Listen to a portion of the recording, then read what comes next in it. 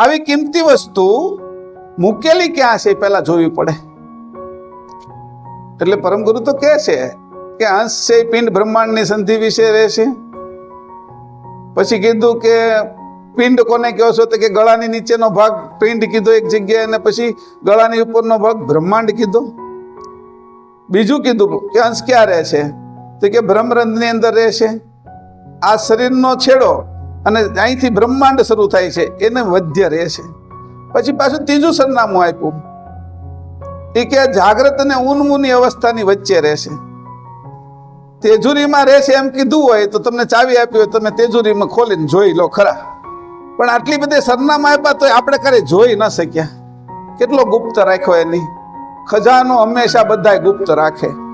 આ તો પરમ ગુરુનો ખજાનો છે, એની પણ ગુપ્ત રાખ્યો. પણ એનો કોઈ થાય તો એને દેખાડે ખરા. પોતાના છોકરાને બધો ખજાનો દેખાડાય અને બહારના કોઈને ન દેખાડાય. હો એ કે જોજે, હો મામાના છોકરા આવે, કાકાના છોકરા આવે ને તો એને રોટલો, ભજીયા, પછી મીઠાઈ, થોડા ઘણા ઉછીના પૈસા દેવાય તો 25,000 આપી દઈ. પણ ઓલા આખો ખજાનો છે એ દસ્તાવેજ સાથેના જે કાંઈ હોય એ તો પોતાના છોકરાને જ બતાવે.